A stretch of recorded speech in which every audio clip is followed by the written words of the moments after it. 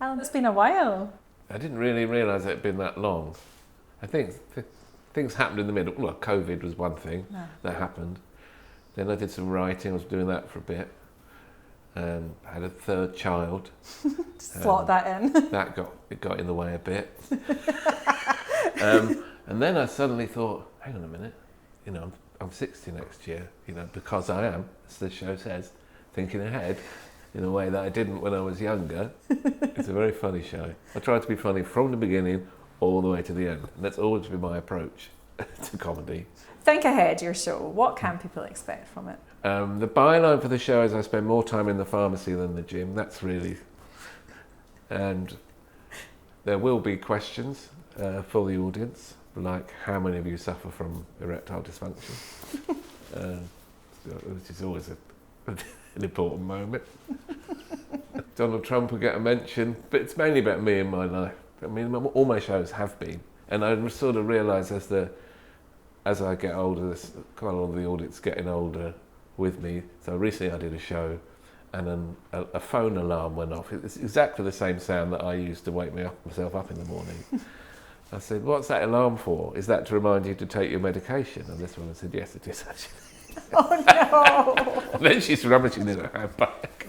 So we'll wait. This feels important. Do you just sit and write? Or is it observational? Or does every night something different come to you? With stand-up, I like to get the microphone in my hand and have some notes and talk to the audience and see where it goes.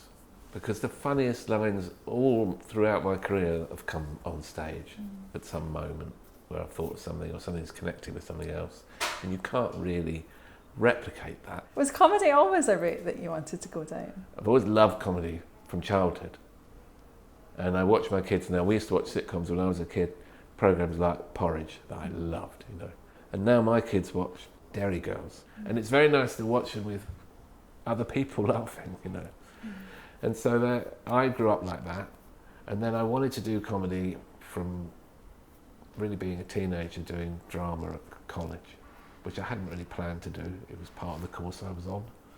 And I found, I really like this. It's just showing off the attention, the laughter. It's doing something to me.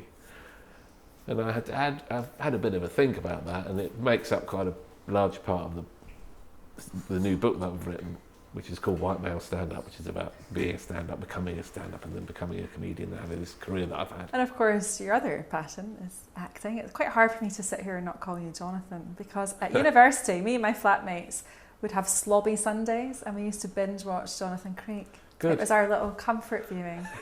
Was it a great show to work on? It was a great show to work on. The scripts were so good.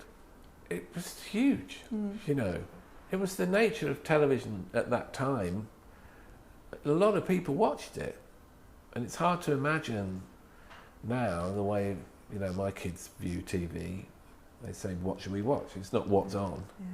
But on a Saturday night, Creek would get 12 million people watching, and so overnight really my life changed.